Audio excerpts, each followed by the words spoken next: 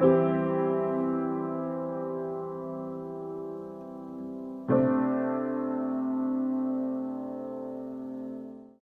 buenas tardes a todos y a todas. Hoy tenemos el placer de, en las entrevistas de Olquizar, entrevistar al profesor Ricardo Guibur. ¿Cómo está, profesor? Buenas tardes. Buenas tardes, ¿cómo está usted? Muy bien, muchas gracias por su tiempo y su disponibilidad. Bueno, el doctor Ricardo Guibur es abogado por la Universidad de Buenos Aires, doctor por la Universidad de Buenos Aires. En su actividad docente ha sido reconocido como profesor emérito de la misma casa de estudios, fue juez de la Cámara Nacional de Apelaciones del Trabajo y también presidente de la Asociación Argentina de Filosofía del Derecho, y actualmente es el director de la Maestría en Filosofía del Derecho de la Facultad de Derecho de la Universidad de Buenos Aires. Y lo que nos convoca hoy en esta entrevista es conocer su biografía intelectual, y en ese derrotero también ir conociendo el desarrollo que tuvo y tiene la filosofía del derecho en nuestro país. Así que la primera pregunta obligada es, ¿cómo fue que usted, siendo un estudiante de derecho, se inclina hacia la filosofía del derecho? Bueno, mire, yo empecé a pensar en temas de filosofía sin saber una sola palabra de filosofía cuando era adolescente. Tanto que cuando terminé la secundaria, yo estaba dudando entre seguir filosofía o seguir derecho. Me decidí por derecho y terminé en la filosofía del derecho, por supuesto. Pero a mí me interesaba plantearme problemas, plantearme preguntas, sin haber leído jamás una respuesta, porque no había estudiado nada de filosofía, pero trataba de responderlas por mi cuenta y hasta de escribirlas de vez en cuando. Claro, las preguntas estaban mal formuladas y las respuestas eran peores que las preguntas, pero de todos modos el ejercicio me parecía sumamente interesante y visto con retroactividad me parece que era muy provechoso. Y en ese entonces, cuando usted se acerca ya como estudiante de la filosofía del derecho, ¿había alguna cátedra de filosofía del derecho? ¿Quiénes estaban trabajando en ese tema ya? Estaba Gioja, Ambrosio Gioja, que fue mi maestro, uno de mis maestros, porque tuve varios, ¿no? Afortunadamente eran de los mejores. Estaba por aquella época Gioja, que era el titular de la cátedra, estaban Achurrón y Bulíguin, estaba Genaro Carrió, estaba Jorge Baqué, había una cantidad de mentes privilegiadas de las cuales uno podía absorber no tanto, no solo enseñanzas de respuestas, sino maneras de formular las preguntas. Y esto me parece que era lo más valioso de todo. Y en ese contexto que ha mencionado a las personas, ¿qué temas estaban investigando por ese momento? Las clases de filosofía del derecho, ¿sobre qué temas versaban en esa época? Básicamente, las clases ya en la época en que yo estudiaba, tenían como centro la teoría de Kelsen. Y también algunas otras cosas, se estudiaba algo de Alf Ross, se estudiaba algo de Hart, pero básicamente la teoría que se enseñaba era la de Kelsen, que lo que abría la puerta para una cantidad de reflexiones críticas acerca de la propia teoría de Kelsen, que son tan benéficas como el propio conocimiento de la teoría. Exacto. Y una vez que, bueno, ya se acerca a ese área de investigación, que sé que usted se ha dedicado mucho al problema, a la teoría positivista del derecho, pero ¿podría comentarnos qué temas lo han ocupado en su biografía intelectual? Mire, yo tengo una experiencia que muchas veces comparto con los alumnos y lo cuento de esta manera. Cuando dos personas que se han dedicado a la química, que son doctores en química, tienen diferentes opiniones, estas diferentes opiniones terminan siendo sometidas a alguna experimentación y con el resultado de la experimentación, tal vez uno de los dos le dice al otro, disculpe, yo estaba equivocado, he descubierto que usted tenía razón. Esto entre abogados no sucede jamás, jamás de los jamases. Y a mí me preocupaba esto porque indicaba una forma de incertidumbre epistemológica del derecho que siempre me ha preocupado y me preocupa cada vez más. Entonces me dije que, claro, es difícil que dos abogados resuelvan racionalmente sus diferendos porque hay varias teorías del derecho y a lo mejor cada abogado está partiendo de una teoría diferente. Claro, cuando estudié teoría del derecho y empecé a ir a congresos de filosofía del derecho, de teoría del derecho, me encontré con que los especialistas en teoría del derecho les pasaba exactamente lo mismo que a los abogados prácticos y no se ponían de acuerdo jamás. Y entonces empecé a pensar que faltaba todavía un escalón, que las distintas teorías del derecho tienen por base distintas construcciones del pensamiento filosófico puro.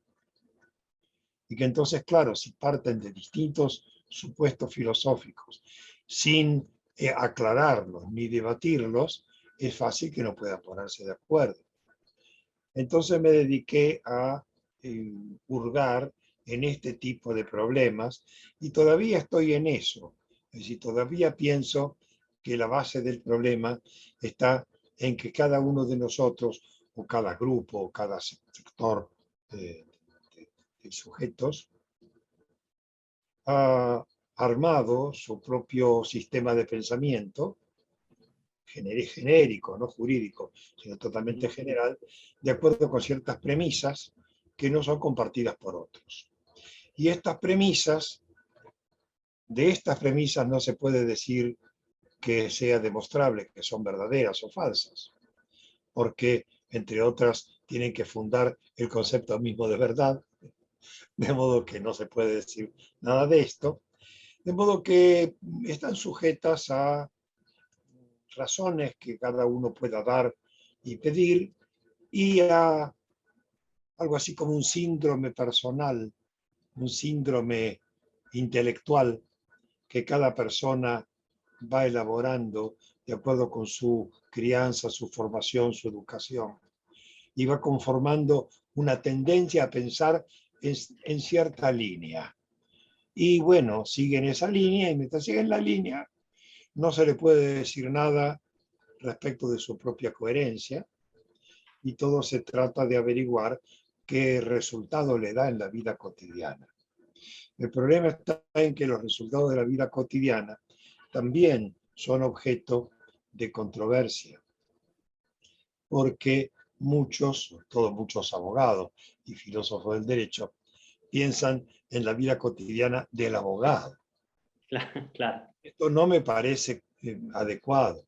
Yo diría que el sistema de pensamiento que cada uno de nosotros elabore para sí mismo y a su riesgo y para su propio uso, tiene que servir para ganar o perder un proceso judicial, tiene que servir para decidir a quién votar, tiene que servir para saber en qué esquina va a tomar el colectivo y tiene que servir para determinar si el objeto que quiere comprar le parece caro o barato. Tiene que servir para todo, para la vida cotidiana de cada momento, igual que para las cosas importantes. Es decir, el sistema de pensamiento es uno solo para cada individuo y cada individuo tiene que hacerse responsable del contenido de ese sistema, tan responsable que se lo aplica a sí mismo para su propia vida. Si no le funciona, él será el perjudicado. Entiendo. Y imagino que las implicancias de estas cuestiones de incertidumbre epistemológica, o incluso que a veces pueden derivar en cuestiones casi de relativismo, las implicancias jurídicas de estas consideraciones que usted hace, ¿cree que la teoría del derecho o la filosofía está preparada para sentar unas bases tales que hagan que, por ejemplo, cuando un jurista quiera ganar un caso, pueda dar razones que sean aceptadas por los demás, o siempre vamos a estar en una cuestión de, bueno, un argumento ganador es ganador porque hoy en este momento gana, pero quizás en otro momento no lo haría. ¿Cree que podemos salir de esa lógica? Creo que podemos salir hasta cierto punto, pero que no estamos saliendo. Es más, estamos entrando cada vez más en el problema. Es decir, hay varias teorías. ¿Podría desarrollar ese punto que es interesantísimo? No, hay varias teorías del derecho. Y un naturalismo, positivismo, realismo, teoría crítica, teoría economicista. Ninguna de ellas funciona bien. La mía, yo soy un positivista reconocido, también tampoco funciona bien. Es decir, todas son criticables. Hay algunas más criticables que otras. Es decir, hay alguna teoría a la cual la epistemología tiene una epistemología con algunos agujeros.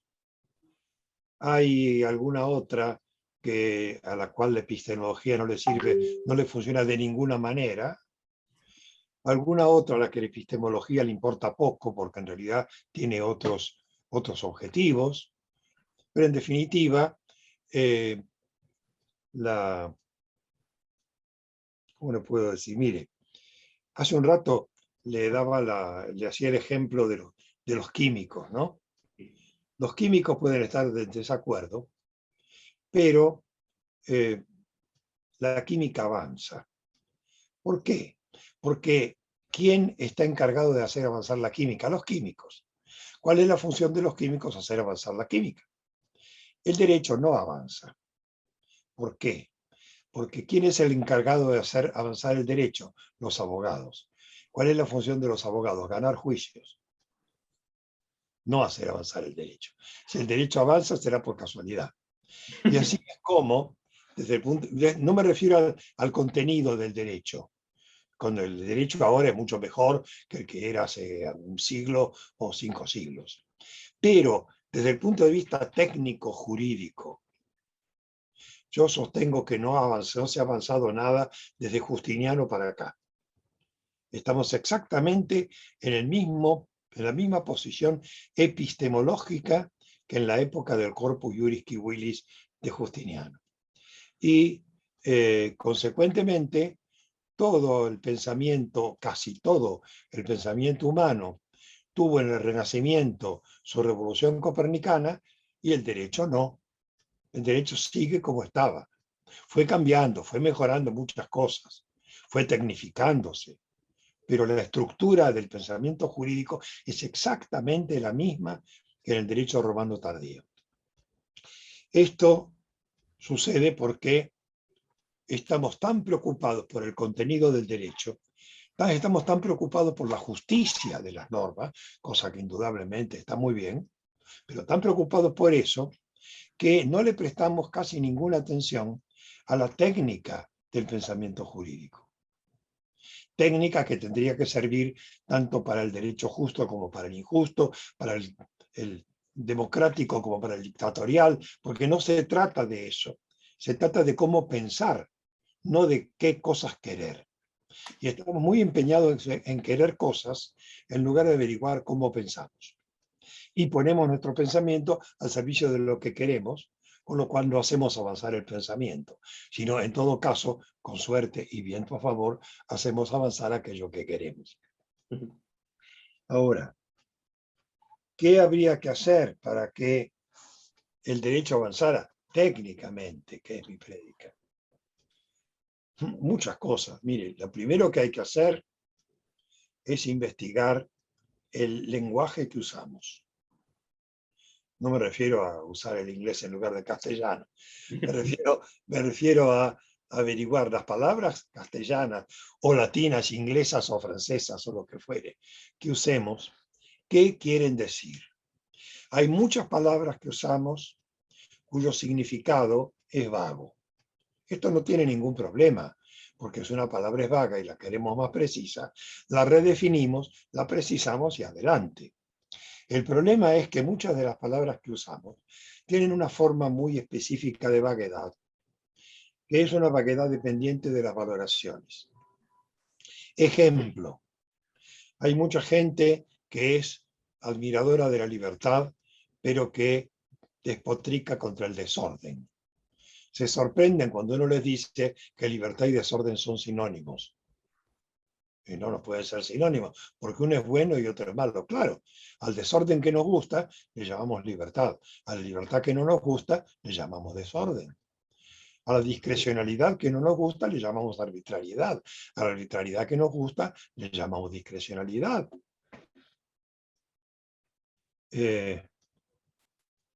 Al orden que nos gusta le llamamos orden y al que no le llamamos tiranía.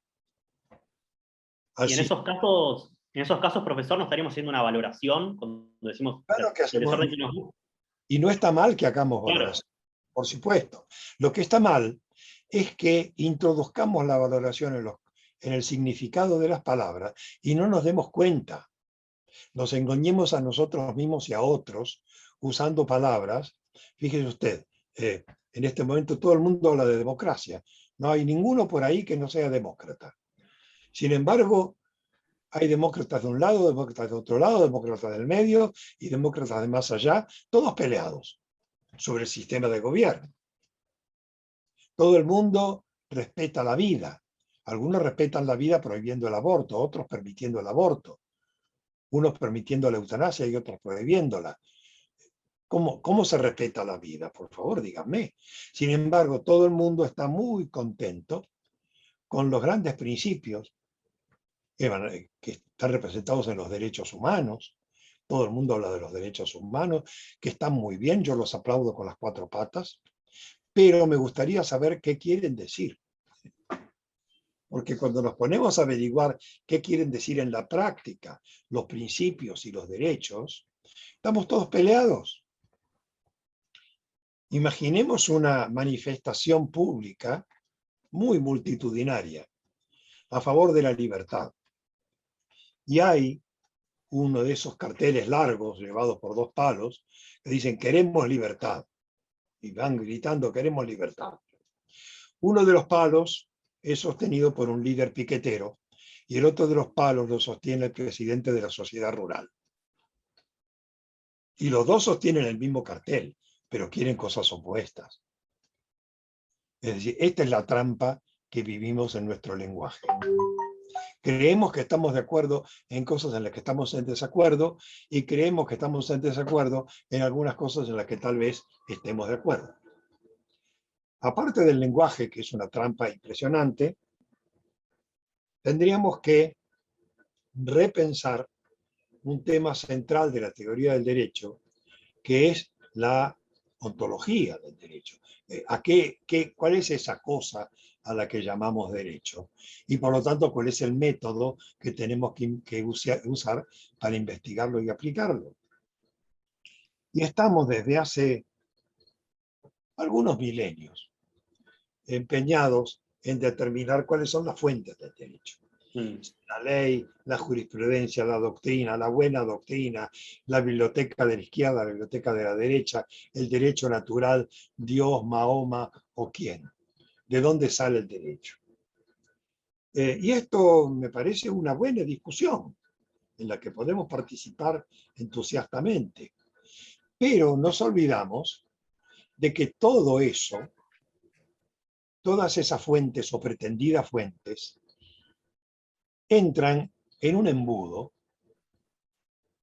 y el embudo se va achicando hasta que en la punta más finita del embudo, donde las cosas salen, el que maneja la punta del embudo es un juez. Sí. Entonces, a mí se me ocurre una idea un poco disruptiva. En lugar de preguntarle qué dice el derecho a los legisladores, a los sacerdotes o a los juristas, ¿por qué no se lo preguntamos a los jueces? Claro, los jueces no van a decir, nosotros no vamos a decir eso. Los jueces solo hablan por sus sentencias, señor. Está bien, lo que quieran. Pero, ¿qué pasaría si nosotros consiguiéramos que los jueces nos contaran cómo hacen para resolver los casos. No el caso Pérez contra González, eso nunca lo podrían decir porque sería prejuzgar. ¿Cómo hacen para resolver casos de cierta clase en particular? Por ejemplo, casos de despido por injuria, casos de desalojo, casos de ejecución de pagaré, lo que sea. ¿Por qué no tratamos de armar un protocolo acerca de qué preguntas hay que formular y qué respuestas conducen a qué otras preguntas? Armar una especie de diagrama de flujo hecho por los jueces, no hecho por nosotros, hecho por los que tienen la manija. A ver, que nos cuenten cómo piensan, por lo menos en lo inmediato, aplicar y manejar esa manija. Y entonces con esto solo, una gran cantidad de cosas del derecho cambiaría. Cambiaría la seguridad jurídica, aumentaría mucho. Las decisiones de los jueces tendrían un mayor nivel de control social, porque no estarían perdidas en los protocolos de cada juzgado, en sentencias ignotas, sino que serían públicas. Estos protocolos serían públicos. Y los tendría cada abogado en su computadora.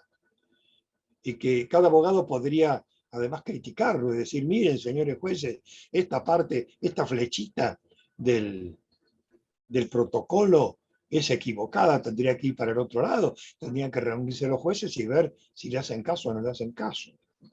Y todo esto a la vista de todo el mundo.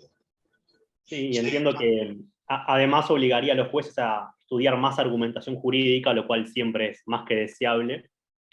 No sé si estudiar más argumentación, pero a clarificar su propia argumentación. Yo digo esto por experiencia propia, porque hace unos cuantos años venimos tratando con un grupo de investigación de hacer este trabajo en nivel académico, ¿no? Y la primera vez que lo hicimos, tratamos de averiguar cómo hacíamos para aplicar un artículo de una ley. Estuvimos 3 años y medio para cómo hacíamos algo que hacíamos todos los días. Y ahí vinimos a descubrir que los criterios que creíamos que teníamos no eran exactamente los criterios que teníamos otros criterios detrás de estos criterios, y que esto podía salir a la luz. Finalmente terminamos en un protocolo de 4 niveles. Y idealmente, esta elaboración de protocolos a nivel institucional lo haría la Corte Suprema, por ejemplo. En mi idea, no. Okay. No, la Corte Suprema haría protocolos muy genéricos. Yo se lo pediría a los jueces de primera instancia, con la ayuda de los secretarios, que ellos hicieran el protocolo.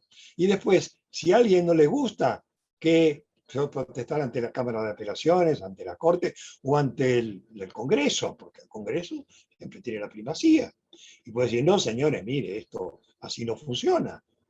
Pero yo creo que los que tendrían que hacer los protocolos son los jueces de última instancia, de primera instancia, de menor jerarquía, porque son los que están enfrente de los problemas, los que conocen día a día los casos.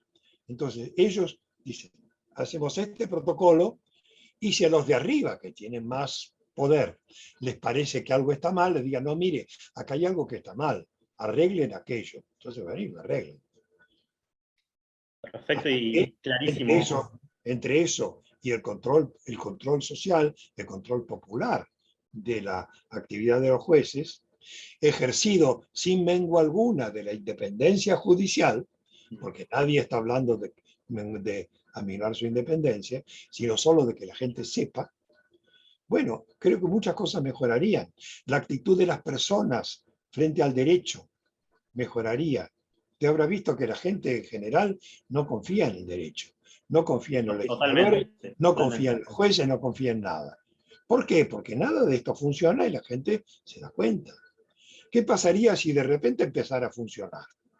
Bueno, la gente tendría otra actitud, la gente que tiene que cumplir la ley la cumpliría más, en lugar de tirarse el lance de un proceso.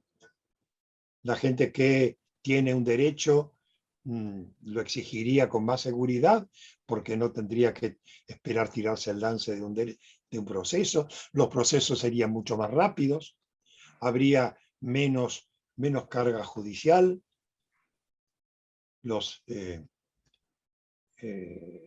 es decir, todo funcionaría, me parece a mí, muchísimo mejor. Todo esto sin modificar una sola ley, sin que estos protocolos tuvieran que tener ningún valor jurídico. En mi idea tendría un valor puramente informativo y no serían obligatorios para nadie, ni siquiera para los que lo firmaron. Pero con solo eso, muchas cosas cambiarían. Y cambiaría nuestra actitud respecto de la teoría del derecho. Porque entonces, en lugar de averiguar o tratar de hacer averiguaciones metafísicas, como la de las fuentes del derecho, termina siendo la fuente del derecho, podríamos hacer algo parecido a una pequeña ciencita del derecho, que sería estudiar y criticar los protocolos. De esto se parecería más a una ciencia. Perfecto. Y ya siento al espíritu de Kelsen rondando entre nosotros. Y esto lo quiero llevar a algo que usted comentó antes para pasar a la próxima pregunta. Una de las menciones que usted hacía era que sería una buena idea, por ejemplo, conocer más la ontología del derecho para que el derecho pueda avanzar. La pregunta obligada, yo sé la respuesta, pero quiero que usted responda, es: ¿conocer la ontología del derecho es independientemente de es independiente de la valoración que hagamos del derecho? ¿O siempre que conocemos la ontología valoramos? Mire, depende de qué teoría quiera usted abrazar. Si usted quiere abrazar una teoría naturalista, va a tener que valorar. Si usted quiere abrazar una teoría positivista, que es la que yo preferiría, es mejor mantener las valoraciones aparte. Y aclaro, no es que el jurista no deba tener valoraciones, claro que tiene que tenerlas. Lo que se discute es si las valoraciones forman parte del derecho o son una cosa política que está vinculada con el derecho por su origen y por su contenido, pero no por la identificación de sus normas. Ahora, se habla de la ontología del derecho, la ontología de la ley. Yo diría, hablemos más de ontología pura. Es decir, ¿qué cosas hay? La realidad es un concepto y por lo tanto es un constructo. Construimos el concepto de realidad. Muy bien, pero ¿cómo lo vamos a construir? ¿Lo vamos a construir como un chicle que cada uno mastica como se le dé la gana? ¿O lo vamos a construir como una cosa sólida que los demás, que todos nosotros podamos acercarnos a ella para conocerla? Podemos elegir la que queramos. Yo prefiero la segunda, porque me parece más fructífera. Y así creo que hay muchos conceptos filosóficos que son construcciones subjetivas o intersubjetivas, pero que no son equivalentes. Hay algunas que son más útiles que otras. Depende de lo que queramos, pero yo quiero cosas que funcionen. Y para que funcionen, pienso, miren, no hay una realidad para cada uno, ni una realidad para cada pueblo. Hay una realidad para el universo, para todo el mundo, al que le guste, al que no le guste, el que la conozca y el que no la conozca. Además, esta realidad es cognoscible mediante los sentidos. Ah, pero los sentidos no nos pueden engañar. Sí, nos pueden engañar. Pero si usted piensa que los sentidos le engañan, no puede seguir hablando de nada. Así que supongamos que no. Y bueno, y además estas cosas, la realidad que hay, ¿es una realidad puramente material o también inmaterial? Porque si decimos que hay una realidad inmaterial, necesitamos un método para conocer la parte inmaterial de la realidad. Y ese método, lamento mucho, pero no lo tenemos. De modo que uno se ve obligado a convertirse en materialista. Ah, a los materialistas les importa solamente la plata. No, mire, es distinto. No es así. Y el materialismo dialéctico, no, dejemos el marxismo aparte también. Materialismo lo único que quiere decir es que hay un método para saber dónde está el obelisco y no hay un método para saber dónde está el bien. Este es todo el problema, o el meollo del problema. Bueno, y todas cosas así. Y de la Perfecto. ética ni hablar. Y bueno, ahora volviendo a, hemos hablado recién de valoración y demás, y bueno, quiero llevarlo también a conocer un poco lo que lo ha ocupado durante mucho tiempo, que es su reelaboración y su teoría propia del derecho, en particular una teoría positivista del derecho. ¿Nos podría comentar qué problemas enfrentaba, quizás cuando usted empezó a estudiar filosofía del derecho, el positivismo jurídico, y qué problemas enfrenta hoy el positivismo jurídico? Mire, el positivismo jurídico, cuando yo empecé, se estaba enfrentado al naturalismo. Generalmente al naturalismo tomista, que era el que estaba de moda en aquella época. Entonces había de por medio graves problemas religiosos y políticos que se manifestaban en divergencias filosóficas que en realidad ni siquiera se discutían porque había enemistades personales, era una cosa terrible, hasta muertos hubo. Ahora eso mejoró muchísimo, ahora somos todos amigos y discutimos tranquilamente nuestras diferencias, el clima ha cambiado por completo, pero en buena medida el positivismo sigue enfrentando al naturalismo, ya no tanto al naturalismo tomista, sino al nuevo naturalismo y un naturalismo muy simpático que habla de la democracia y de los derechos humanos. Es decir, cosas que yo también quiero. Pero lo dicen no como una aspiración política, sino como una realidad jurídica, con lo cual incurren, a mi juicio, en un error epistemológico muy parecido al del viejo naturalismo tomista. Solamente que con contenidos totalmente distintos, pero epistemológicamente parece que hay una realidad superior metafísica que es posible conocer de algún modo. Ahora, por eso yo me centro en el positivismo, que reconozco desde ya que no funciona perfectamente, solo es el que funciona menos peor de todos los demás, a mi juicio. Pero este positivismo enfrenta un problema gravísimo que nunca ha conseguido resolver. ¿Qué es el problema? Bueno, hay varios, pero voy a decir el más grave. La cosa juzgada, el poder de los jueces. Veámoslo así. Está la legislación, que dice qué es lo que hay que hacer. Están los jueces, que están para hacer cumplir lo que dice la ley y para sancionar a los que no la cumplen. Bueno, pero ¿qué pasa cuando un juez, en lugar de cumplir la ley, hace algo distinto? Bueno, hay que apelar. Bueno, ¿y qué pasa si la Cámara dice lo mismo? Hay que ir a la Corte. Y si pasa si la Corte dice lo mismo, hay que obedecer. ¿Quién dice que hay que obedecer? La cosa juzgada. ¿De dónde sale la cosa juzgada? De la ley. ¿Cómo de la ley? Sí, del sistema jurídico. Escúcheme una cosa, señor. No entiendo, dice el marciano. ¿Usted me está diciendo que el sistema jurídico nos ordena cumplir una orden contraria al sistema jurídico? ¿El sistema jurídico es contradictorio hasta ese punto? Sí. ¿Y por qué? Porque no puede resolver el problema. Como decía Juvenal, ¿quién custodia a los custodios?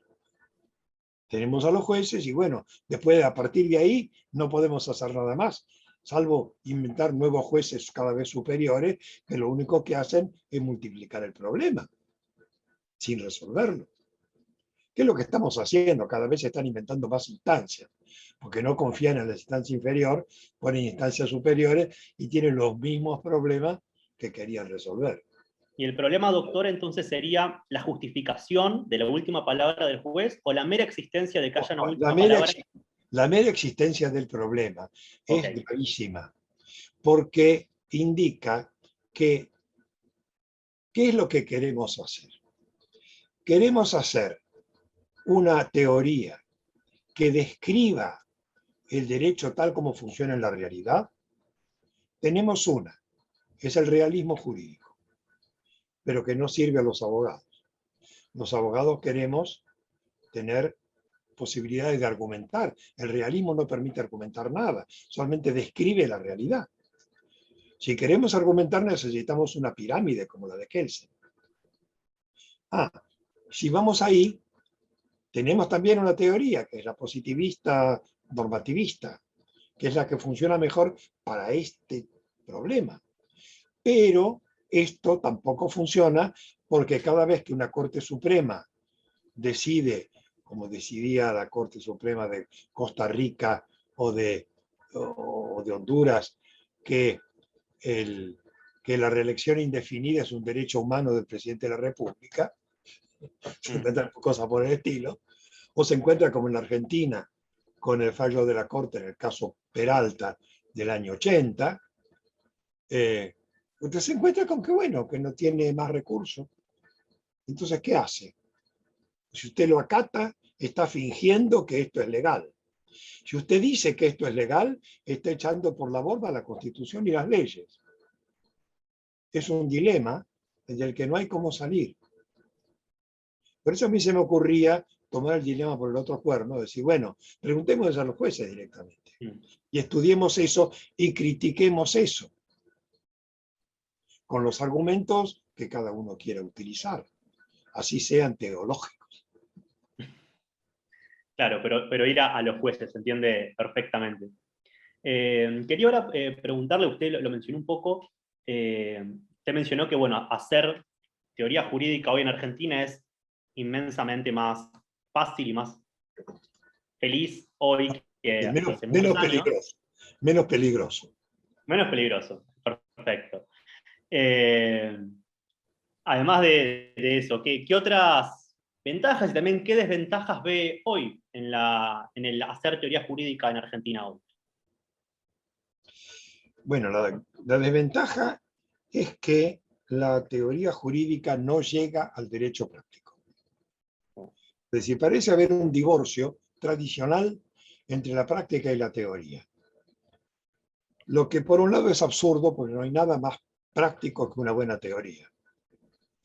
Pero al mismo tiempo es explicable porque muchos teóricos del derecho han terminado desentendiéndose de la práctica y haciendo su propia nube.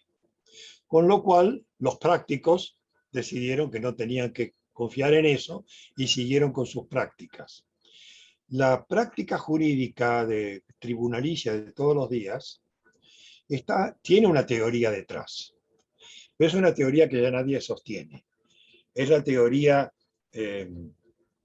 dogmática de la primera mitad del siglo XIX. Y todos hablamos, porque si no, no nos entendemos, hablamos el lenguaje de la dogmática francesa del siglo XIX. No hay ningún filósofo del derecho que sostenga esto hoy. Ha corrido mucha agua bajo los puentes, pero como la justicia sigue su inercia epistemológica y lingüística, los que estudian filosofía del derecho en la facultad, una vez que reciben el título, deben obligarse cuidadosamente de lo que estudiaron y aprender cómo se hacen las cosas en la realidad. Que se hacen como la mona, pero no importa. Tienen que aprender cómo se hacen porque esa es la manera. Habría que derribar este muro que hay entre la teoría y la práctica para que las teorías, las distintas teorías, fueran sometidas a la prueba de la práctica. Y ahí se viera qué teoría funciona mejor o peor, o cómo pueden modificarse las teorías para que funcionen bien. En términos técnicos, por favor. Porque cuando uno habla de que el derecho funcione bien, quiere decir que no se condene un inocente, que no se perjudique a una persona vulnerable, que el derecho sea justo.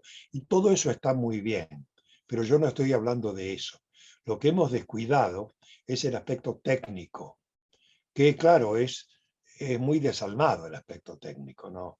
No habla de la justicia ni de la viejita que no tiene que comer. No habla de nada de eso. habla de conceptos y de funcionamiento de organismos e instituciones. Pero esto es lo que tenemos que cuidar, porque si no, estamos corriendo detrás de la justicia, que no sabemos bien dónde está, así que no sabemos para dónde correrla, pero en el camino nos despojamos del único vehículo que teníamos para recorrer ese camino, que era el derecho. Estamos, por así decirlo, matando al mensajero, que no nos gusta lo que dice. No, perfeccionemos al mensajero y por favor mejoremos los mensajes. Pero el mensajero no tiene la culpa. Y siguiendo ese camino, lo que ha fallado, ¿qué ha sido? Que los filósofos y filósofas del derecho del país no hicieron lo suficiente, o que la dogmática que está alrededor de la práctica jurídica es prácticamente invencible. Yo diría, para simplificar, mire, lo que pasó fue Hitler. Lo que pasó fue Hitler, Mussolini, etc. La Segunda Guerra Mundial. Al final de la Segunda Guerra Mundial había una sarta de cretinos que habían hecho las maldades más impresionantes de la historia y que debían ser castigados. Claro, debían ser castigados, pero los juzgaron. Los juzgaron con todas las garantías, derecho de defensa, bla, bla, bla, todo, buen trato, todo lo que querían. Salvo algunas cositas, como el principio de los jueces naturales y el principio de legalidad que impide juzgar a alguien penalmente por una norma posterior al hecho. Dos pequeñas garantías penales que no se respetaron en Nuremberg. Ahora, nadie podía animarse a decir que Nuremberg estaba mal, porque todos querían reaccionar contra los nazis. Entonces tuvieron que decir que estaba bien. Para decir que estaba bien, hubo que rebobinar todo el sistema de pensamiento. Y decir, no, miren, como decía Radbruch, es que la injusticia extrema no es derecho. Con lo cual tiene dos problemas: averiguar cuál es la injusticia y, segundo, valorarla para ver cuándo es más extrema o menos extrema. Y no tiene un método para ninguna de las dos cosas. Pero si no decía eso al pobre Radbruch, le iban a decir que era nazi, cosa que no era.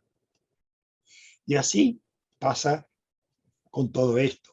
Pasó con los nazis en Nuremberg, pasó con los guardianes del muro, con la caída del muro en Berlín, pasó con algunos juicios de lesa humanidad en la Argentina, con el caso Ercibia Clavel, con el caso Simón, que eran tan culpables como los nazis, desde luego, pero los que les aplicaron cosas que no cuajaban mucho con las garantías debidas.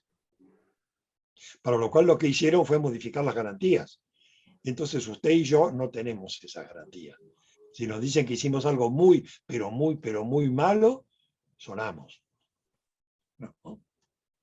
Sí, se entiende perfecto el punto. Y voy a moverme un poco de esta senda, pero a la vez no, porque quiero conocer su opinión de la relación entre teoría jurídica y realidad política, pero quizás yendo más para acá y más a nuestro contexto.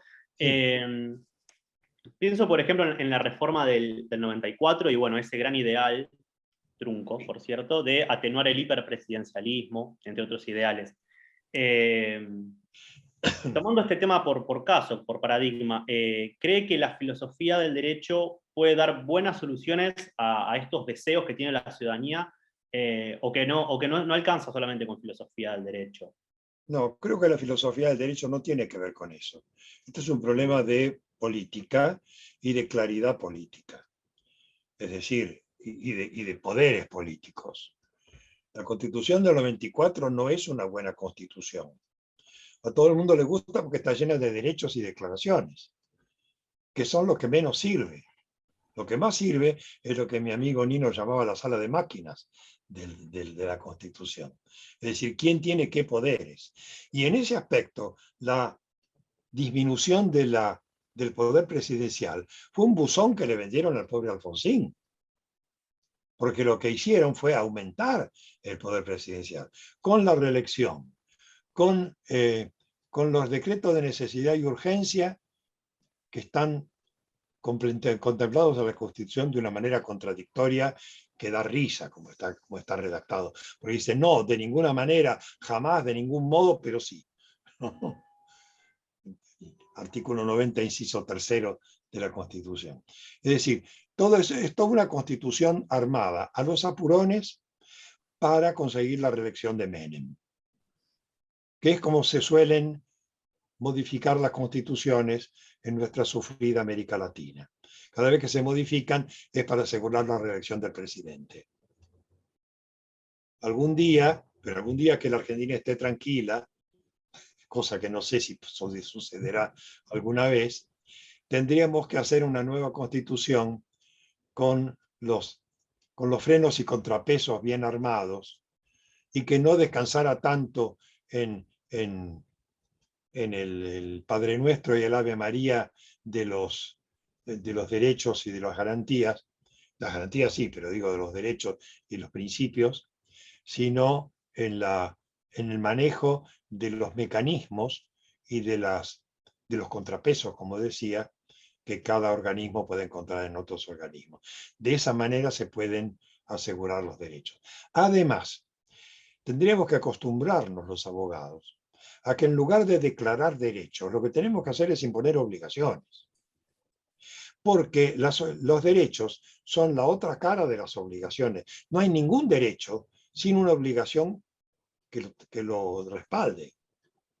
Ahora, si nosotros declaramos un derecho y no decimos qué obligación lo respalda, ese derecho es puro placebo, no existe. Cuando lo vayan a reclamar se van a encontrar con que no está, como pasa hoy con el derecho a la vivienda digna, que está desde 1957, o el derecho de los trabajadores a participar en las ganancias de las empresas, que nunca se hizo.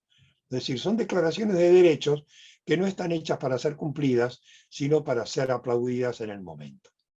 En cambio, si nosotros establecemos una obligación, no necesitamos decir quién tiene el derecho, aunque lo podemos decir, porque es obvio. Si yo tengo una obligación de hacer algo a favor de alguien, quiere decir que ese alguien tiene el derecho de que yo haga algo a favor de él. Ahora, si yo digo ese alguien tiene derecho a esto, yo digo, a mí nadie me dijo que tenía obligación de nada, que le vaya a pedir a Gardel que le cumpla su derecho. Y este es el problema en el que estamos incurriendo en Occidente y sobre todo en América Latina. Nos enamoramos de los derechos, con buenas razones, porque los derechos son muy lindos, pero omitimos la manera de garantizarlo, con lo que hacemos es tranquilizar a la gente por un tiempo, que aplaudan y estén contentos, y después, cuando se den cuenta de que esto no funcionó, lo que estamos haciendo es disminuir la confianza pública en los derechos, en el derecho, en la Constitución y en los gobiernos democráticos, lo que es realmente un desastre. Y todo esto viene de no cuidar la parte técnica de la evolución jurídica. Y ahí quizás puede ser donde está el rol del filósofo del derecho, entonces, en cuidar la parte técnica mientras la práctica va avanzando, puede Pero ser donde está. claro, pero cuando uno habla de la parte técnica lo miran con cara de aburrido. Dice, no, usted no está hablando de los derechos, usted debe ser contrario a los derechos humanos. Claro, sí, bueno. En una época, estoy hablando del año 73, venían los delegados estudiantiles a protestar porque los profesores enseñábamos lógica. Y decían, no, la lógica es totalmente inútil, lo único que hay que enseñar es materialismo dialéctico. Bueno. Y usted le daba el manual de Alchurrón para que lo lean. No existía, no existía todavía. Ah. Un poco retomando estas cuestiones, yo tengo una forma quizás de ver derecho, seguramente distinta a la de usted, pero que no son irreconciliables quizás técnica, jurídica y la cuestión, llamémosle, de los derechos o de la justicia, porque podemos pensar que el derecho tiene dos cuernos, ¿no? Los procedimientos y la sustancia, ¿no? Por usar un vocabulario filosófico. Sí, está bien. y quizás los procedimientos persiguen cierto valor sustancial, ¿no? Tenemos ciertos procedimientos para que la gente de alguna manera tenga su vivienda digna, persigue un valor sustancial, pero a la vez el procedimiento se justifica en un valor sustancial. Y ahí quizás derecho y técnica están más cerca por ahí de lo que no sé, por ahí usted puede pensar, ¿no? O no, por eso su objeción quizás. Pero yo estoy diciendo que sí, que están estrechamente relacionados. Y que la técnica del derecho sirve ciertos valores, pero ciertos valores muy genéricos de funcionamiento del sistema. Es decir, no es lo mismo establecer una constitución con un parlamento y poder ejecutivo y judicial independiente que establecer una constitución monárquica con un emperador de atribuciones absolutas. Las dos son constituciones, las dos pueden funcionar, pero no funcionan de la misma manera. Ahora, si yo en lugar de hacer una constitución democrática, hago una constitución monárquica, pero en su artículo primero digo, nuestro país adopta para su gobierno la forma monárquica, democrática, liberal. El artículo segundo, el monarca tiene todos los poderes respecto de sus súbditos.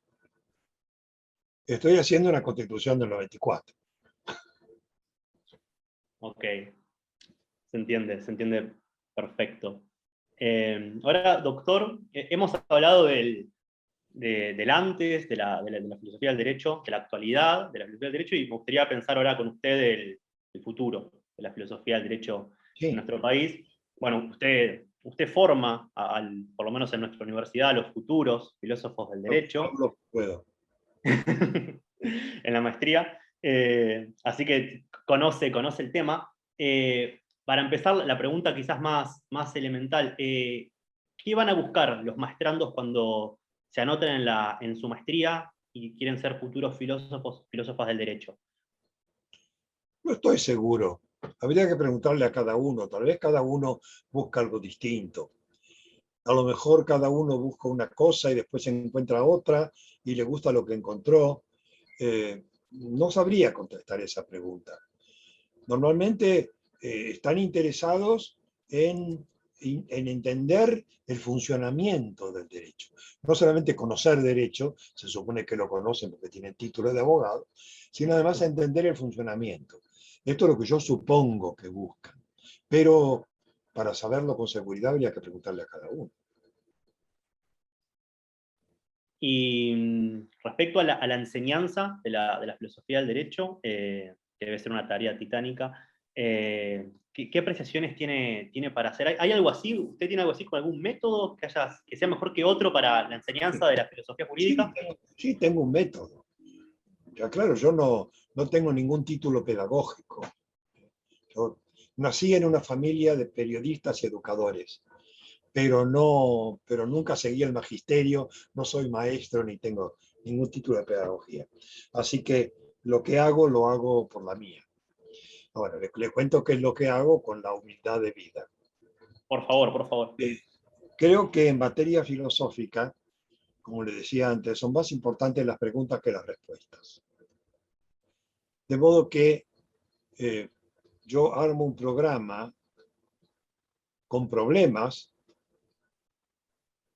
detallados, es decir, cómo discutir, qué temas discutir dentro de cada problema. Les propongo una bibliografía y les digo, miren, la bibliografía está para ser leída, pero les pido por favor que no la estudien. Porque ustedes la estudian, van a estudiarla para repetirla, no quiero que la repitan. Cuando yo les tome examen al final, no voy a querer averiguar cuánto estudiaron, ni cuánto saben. Voy a querer averiguar qué piensan. Para esto les va a resultar útil la bibliografía, la recomendada en el programa y cualquier otra que ustedes quieran buscar. Y tampoco es obligatorio que la lean toda, lean lo que les parezca interesante. Pero eso sí, ustedes tienen que pensar por su cuenta cada uno de estos problemas, saber tener una respuesta. Si es contraria a la mía no tiene ninguna importancia, pero lo que importa es que las respuestas que ustedes den sean coherentes, es decir, no sean contradictorias consigo mismas, no sean contradictorias con otros aspectos del pensamiento del mismo sujeto, y que además al propio sujeto que las adopta le funcionen. Que le funcionen para tomar el colectivo en la esquina, que le funcionen para pedir un bife de chorizo y que le funcionen para ganar un juicio o para votar en las elecciones. Que funcione para todo. El sistema de pensamiento que funcione para todo, que no sea contradictorio, con el que se sientan cómodos. Bueno, eso merece la aprobación perfecta del curso, aunque sea totalmente contraria a lo que yo pienso. Porque lo que yo pienso no es verdad y tampoco es mentira. Es pura teoría. Las teorías no son verdaderas ni falsas. Son más útiles o más inútiles y habría que ver para quién y para qué.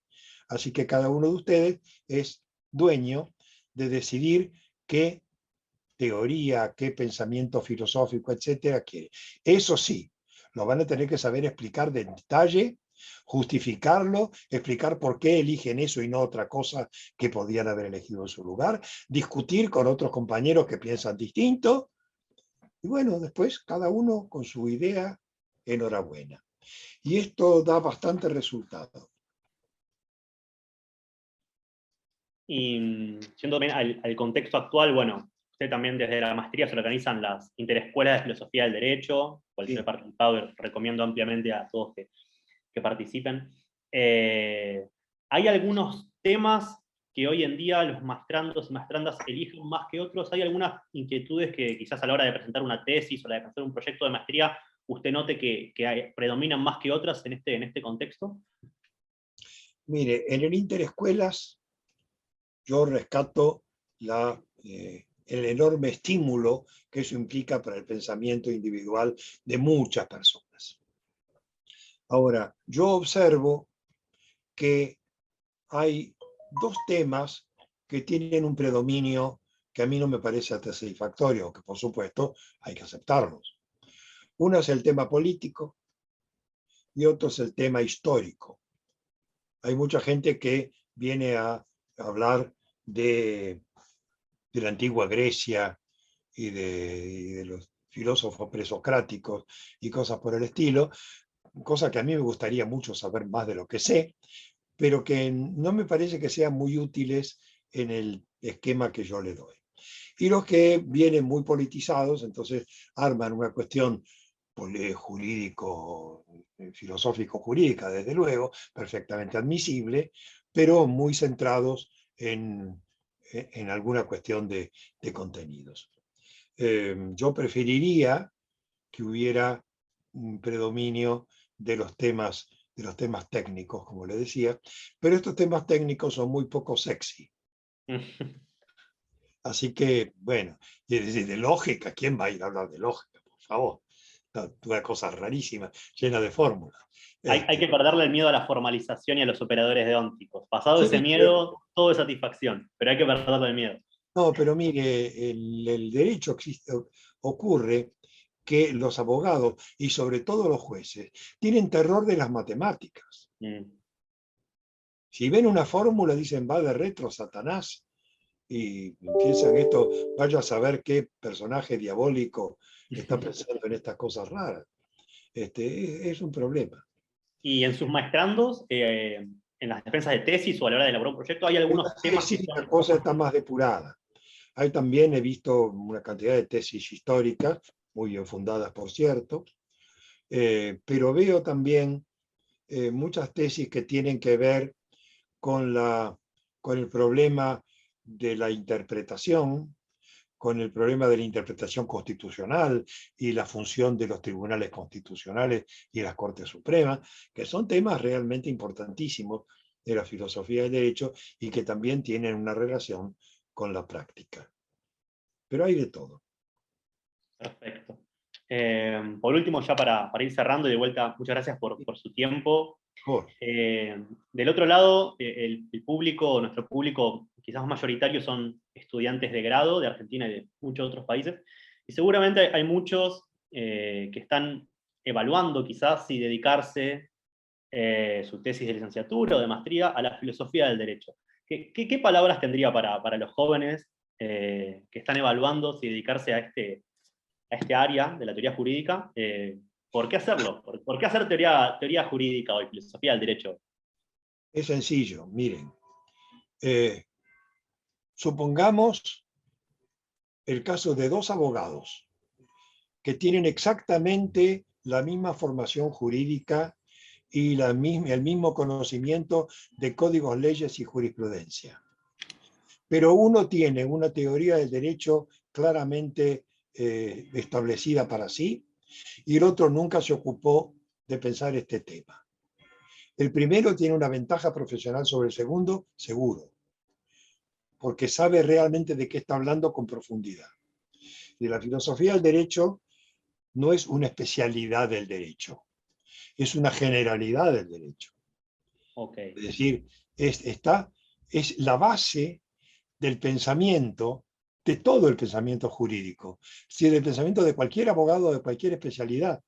De modo que ya sea que uno vaya a dedicarse al derecho penal, derecho de familia o derecho constitucional, necesita una teoría del derecho, necesita estudiar filosofía del derecho.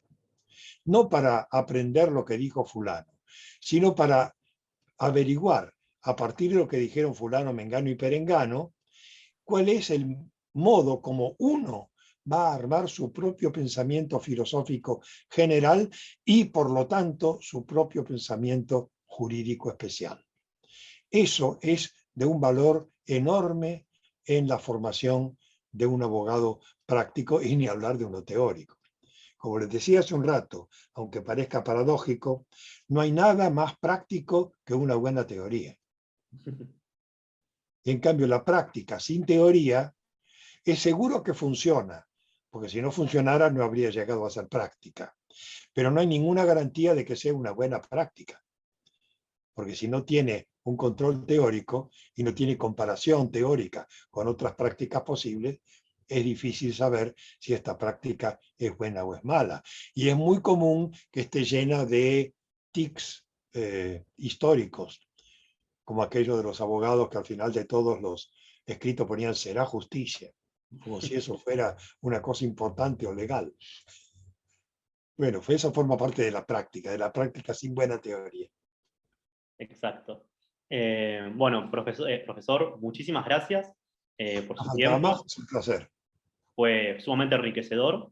Y bueno, como ya hemos comentado, cualquier persona que quiera acercarse a su maestría, vamos a dejar abajo el enlace.